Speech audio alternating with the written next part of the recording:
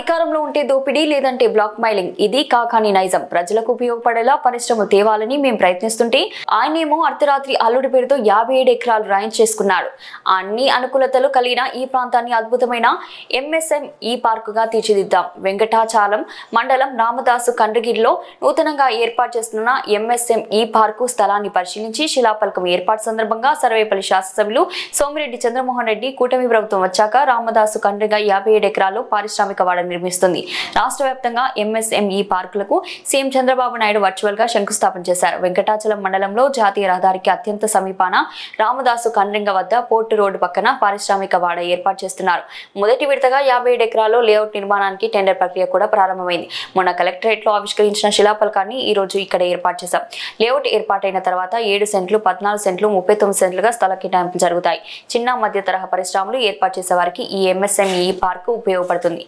Plot 14 సెంట్లు కావాల్సిన వాళ్ళకి, 39 సెంట్లు కావాల్సిన వాళ్ళకి, అంటే చిన్న మధ్య తరహా పరిశ్రమలు పెట్టాలనుకున్న వాళ్ళకి ఇది ఉపయోగపడుద్ది.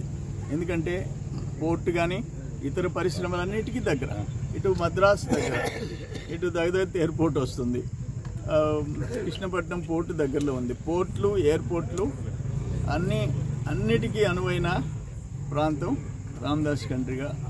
మంచి పరిశ్రమలు వస్తాయని ఎక్స్పెక్ట్ చేస్తున్నాం. పరిశ్రమలు వస్తే ఉద్యోగాలు, ఉపాధి, ప్లస్ మళ్ళీ పంచాయతీలకి ట్యాక్స్ ఇన్కమ్, ట్యాక్స్ రెవెన్యూ పెరుగుద్ది. ఇవన్నీ అనేక రకాల ఉపయోగాలు ఉంటాయి. సో ఇక్కడ ఈ పార్క్ రావడం, ఎంఎస్ఎంఈ పార్క్ రావడం చాలా సంతోషం అని చెప్పేసి తెలియజేస్తుందా.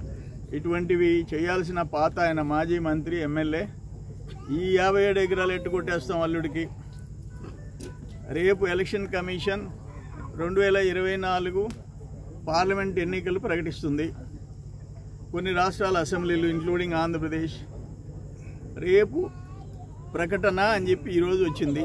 ఈరోజు అర్ధరాత్రి జీవో వచ్చింది. మా బ్రో ఎంత కష్టపడ్డాడు అల్లుడి కోసం.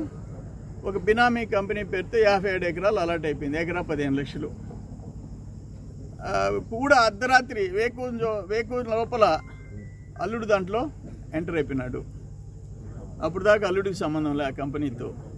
ఇటువంటి పనులు చేసి చంద్రమోహన్ రెడ్డి నెలకి 20 కోట్లు సంపాదిస్తున్నాడని వస్తుంది సాక్ష్యంలో, దొంగ సాక్ష్యంలో.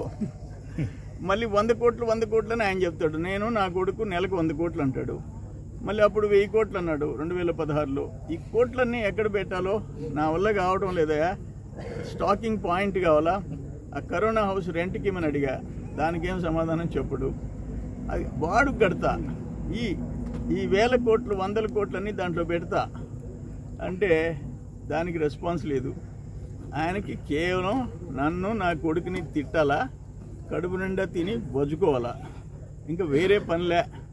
అధికారంలో ఉంటే భారీ దోపిడీ, అపోజిషన్లో ఉంటే బ్లాక్ మెయిలింగ్. ఇది తప్ప. నిన్న ఆయన చంద్రబాబు నాయుడు ఒక మాట అన్నాడు, చరిత్రహీనుడంట. ఇంకా కర్మ, ఇంకేం చెప్పాలా. ఈయన 204 చింతామణిలో కాపురం చేశాడు, జైల్లో కాపురం చేశాడు. ఆయన వాళ్ళ బాస్ 16 నెలలు జైల్లో ఉన్నాడు. 43,000 కోట్లు ఇప్పుడు మళ్ళీ కోర్టు ఇచ్చేసింది, నువ్వే రావాల్సిందే, ఫిజికల్గా వాయిదాలకు అటెండ్ కావాలని. వాళ్ళ బాస్ రోజు పోయి నిలబడాలా. ఆ 43,000 కోట్లు నేను తినలేదో తిన్నానో చెప్పుకోవాలా. అటువంటి పార్టీ మీది. చంద్రబాబుని నువ్వు చరిత్రహీనుడంటే అసలు నేను ఆ పేరెత్తే అర్హత నీకు ఉందానంటా నేను. ఇది కరెక్ట్ కాదు. Okay sir.